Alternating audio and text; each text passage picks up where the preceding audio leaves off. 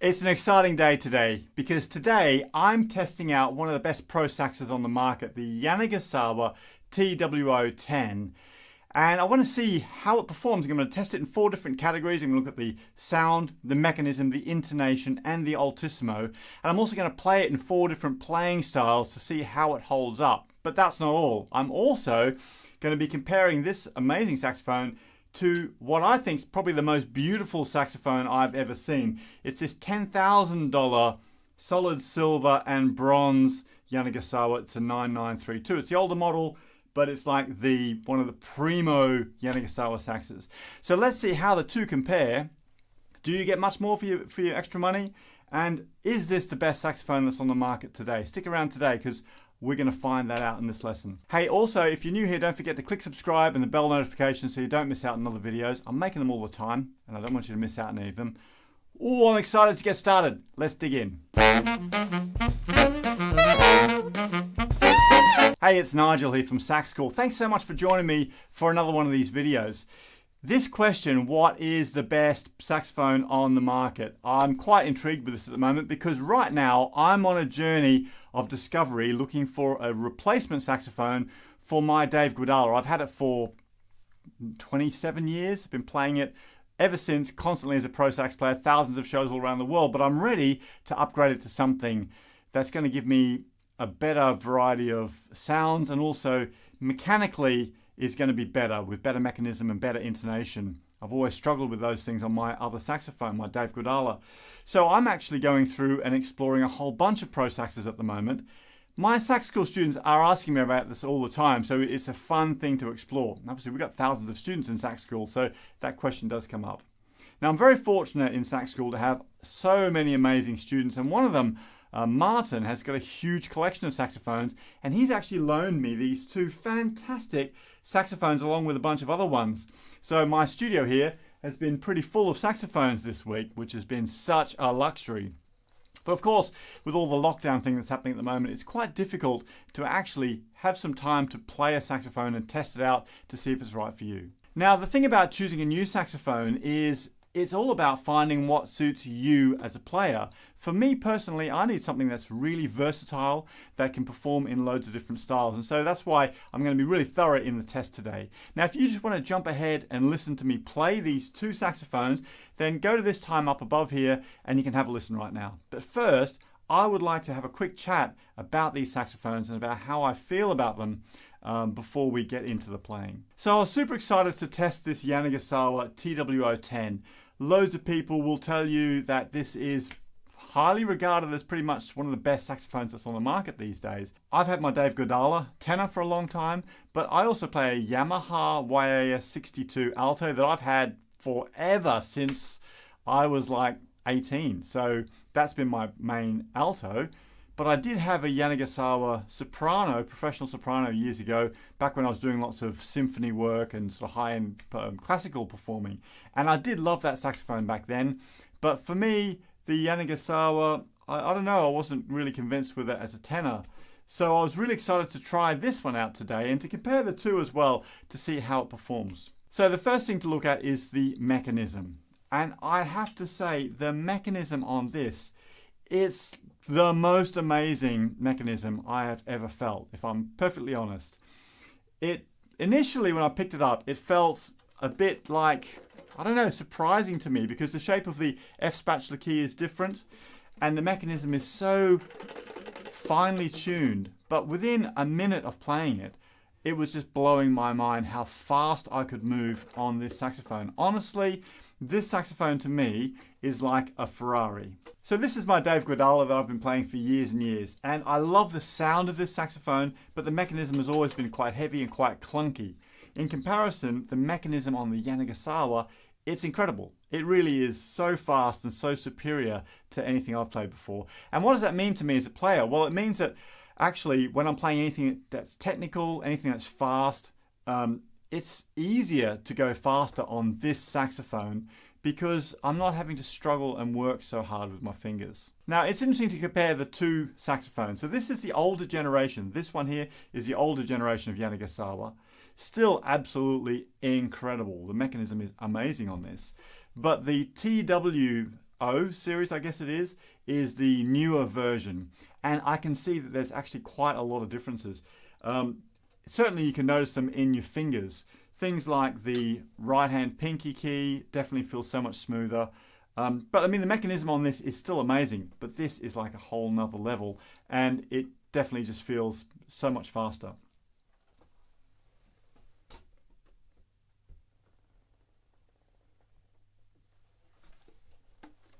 So with regards to the mechanism, the things that really stand out to me are, I mean, the right hand stack is great, how you can get around the palm keys. They're quite low, the palm keys, but you can move around them super fast. And the spacing of this F spatula key is brilliant for moving around there quickly. I also love, like I was saying before, the right hand pinky thing here. It's fantastic. It's really easy to move quickly. And also here, this left hand pinky table, it's got an extra little articulation thing in there, which just makes moving between the notes super easy. So let's have a chat about sound. Now, I have to say, after practicing this for a few days, and also listening back to some recordings that I've been making on this and this saxophone, the sound is great. The more I play it, the more versatile it is to me. Initially, when I first started playing it, I thought it sounds kind of very precise, and it made me think more like classical, that sort of precise type of playing. But when I get more comfortable with this, actually you can push it in all sorts of different directions, but it gives you the confidence that your intonation is going to be right and that your technique is going to be right because of the way the saxophone is designed. So actually it's super versatile, and definitely if I really push it like in a commercial style or a funk thing, yeah, it actually sounds amazing. Now what I really wanted to know was how the sound of this saxophone compared with the standard TWO10. And it's quite interesting, right? Because there's two aspects to the sound for a saxophone. It's the way it sounds to you as a player, and then it's the way it would sound to somebody who's not got the instrument in their mouth at the time. Because we perceive the sound very differently to the way an audience might. So for me, when I first started playing this saxophone, the sound was it seemed very, focused is the wrong word, because it's not like it was narrow, it just seemed really consistent. Which was lovely because it meant that I could move right over the whole range, and it felt really natural and controlled. But when I listen back to recordings of this saxophone, to me it sounds so much warmer and wider than this saxophone. This one still sounds amazing, but the solid silver and the bronze, oh man, to me I can really notice a difference. You'll have to let me know in a comment if you can notice that when you listen back to the recordings. So yeah, just to clarify, this particular saxophone, and there's a couple of different variations of this. The 9932, I think it is, it's got a solid silver neck, solid silver bell, and then all of the tube here is bronze. So you can see there's like 3 different colors going on. It's a beautiful instrument. Silver, we've got the bronze, and we've got the gold keys. I love the extra arm underneath the neck here. It's really cool, and all the beautiful engraving. The engraving is incredible, and it's not only on the neck, but it also extends down on all of the key cups, are they? Yeah, it's really a special looking saxophone.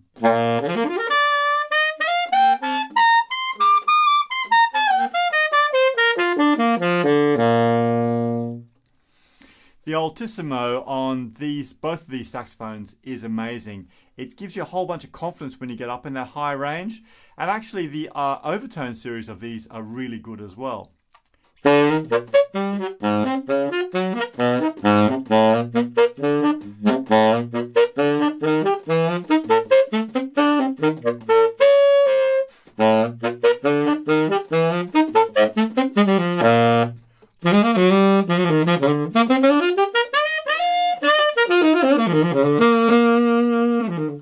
Yeah, the overtones are amazing on this, and you know what, I actually think the silver and bronze one is better than that. Maybe it's just this particular saxophone, the way it's set up, but it really responds well. So overtones, altissimo, big plus from me. Now when it comes to intonation, the tuning on these saxophones, both of them, is fantastic. It's really predictable, very consistent. There were no notes that really stood out to me, particularly once the saxophone was warmed up and I was checking it all the way up into the altissimo. Sounded fantastic. And that's great. It gives you a lot of confidence as a player. Now I know some people who are into certain brands of saxophones might find that feels a little bit strange to them. I mean, every saxophone normally have got some sort of quirky notes in there that you need to work around. I certainly have that with my Dave Guadala tenor. Selma's got certain notes that stand out, Yamahas have certain notes, but I think the Yanagisawa is really consistent. So for me, I think that's brilliant, and I think whatever level you're at as a player, that's a big comfort to you to know that the saxophone is pretty accurate. Really, it's just down to you then, the way that you use that saxophone to make sure that your intonation is spot on. Now, of course, we've got to address the elephant in the room, and that is price. So in England, this saxophone is about £3,300. That's about $4,500 to $5,000 depending where you buy it from. So that's the TWO10. This beauty, it's around £8,000 or about $10,000. So it's more than twice the cost of this. I mean, it's sterling silver, it's beautifully finished. Is it worth the extra money? Do you think it's worth it? Well, it's a good question. Let's have a go at playing it first before I let you know what I think about this. So just before I get stuck in trying this saxophone in a bunch of different styles, let me know in a comment below if you've played a Yanagisawa saxophone. What do you think about them? I'd love to get your feedback actually. So let me know if you do play a Yanagisawa, what model is it and what do you think about it? Okay, so it's time to put these saxophones through their paces. Now here's what's going to happen. I'm going to play 4 different pieces. They're all pieces that are from the Sax School lesson library. So if you fancy learning these, you can go over to mcgillmusic.com, become a member of our community. I'd love to help you in there along with our thousands of other learners from all around the world as well. And the music for these tunes and the backing tracks and stuff, all available inside Sax School. So I'm going to play through in like a classic jazz Ben Webster type piece. I'm going to play through the classic Wilton Felder solo from Street Life, so it's a funky poppy setting. I'm going to do a down and dirty bluesy jump jivey solo, Sambutira classic solo, Bonacera, and then I'm going to have a go at playing through a classical piece. I'm going to do Flight of the Bumblebee because that's a good technical exercise. Now whether or not you like classical saxophone, it doesn't really matter. The point of doing this is that it gives me a chance to see how the mechanism works when I'm really pushing it fast and playing something that's technically quite demanding. And by the way, I think practicing that sort of music is brilliant for any style of saxophone player because it's a great way to refine your skills. Now I'm going to play all these pieces on the same mouthpiece, which is this TWO10.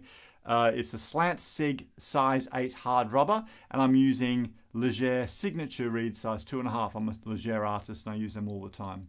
I'm also using the same microphone, audio interface for all of these recordings, and I've kept the audio signal really flat as well, so there's no effects or anything on there. It's just down and dirty, straight recorded sound, and I'm also recording these in a single take. So I just want to hear it warts and all what it's going to sound like so we can compare. So have a listen and let me know in a comment what you think about these different saxophones in the different styles, how they compare, and what you think about the sound. Here we go.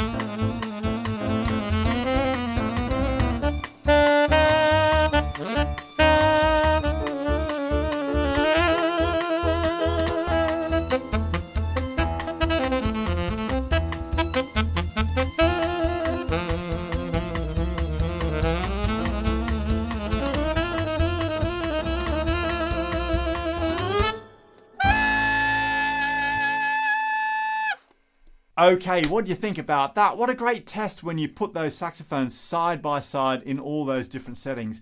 Could you hear a difference in the sound between the standard Yanagisawa and the silver and bronze one? I'll be honest with you, I could hear a difference. I love the sound of the standard Yanagisawa, the TWO10. I think it sounds amazing and it's so versatile. And if you heard that in just by itself, I think there'd be no question that's a great sounding saxophone that works in all sorts of different settings. However, for me, when I listen to this saxophone, I can hear a warmth to the sound and a sort of center to the sound, which I really like. And the more I play this saxophone, the 9932, the more I like the way that that sound opens up lots of possibilities for me in lots of different playing styles. So whether I'm playing a commercial, smooth jazzy thing, or a classical piece, or a standard straight ahead jazz trying to get a really warm, vintagey sound, it lets me do all of those things and it gives me a lot of different colors to play with. So yeah, I really love that. Now, the big question is it worth twice the money from this to this? It's a great question. Well, I'll be honest with you, after spending a bit of time with these two saxophones, I have to say that my dream saxophone would be this saxophone in this finish. In other words, I would love to get the silver neck, bronze body, silver bell, but with the modern mechanism. So in other words, the TW series, but with that finish. Because I think that would be the ultimate combination, because you've got the fantastic sound, but you've also got the updated mechanism, which I really loved on this saxophone. However, if you found one of these on the used market, man, I would grab it if if it fitted in your budget, because that is an astounding saxophone. And the last thing I want to leave you with is, at the moment, I've got a bunch of saxophones in my room. When I walk in the morning, what saxophone do I want to pick up?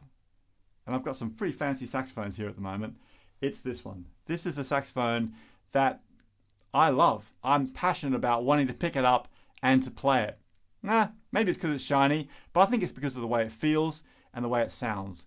I was thinking, in fact, the other day about how when I compare this saxophone to my Dave Guadala, it's a bit like a 90s American muscle car compared to a Ferrari. You know, both will get you somewhere fast, and they're both exciting to drive, but this is just so much more refined and controlled, and I feel like you can do so much more with it. So I hope you found that useful, and I haven't made my final decision about which saxophone I'm going to get yet. I've still got some more saxophones to test, including a Yamaha, so keep an eye out for that video. But also, if you're interested in looking for a saxophone for yourself, check out the other videos on my channel where I'm reviewing some other things like the Selmer Reference 36 versus a classic SBA. And also the Trevor James Signature Custom Raw, which is an amazing saxophone. So as always, if you want to find out more about Sax School and join our community of learners and develop your skills further, go check that out at mcgillmusic.com. I'd love to help you along with my team of tutors, and I know you'd love being part of our massive worldwide community of learners. But for now, keep practicing hard, and I'll catch you next time.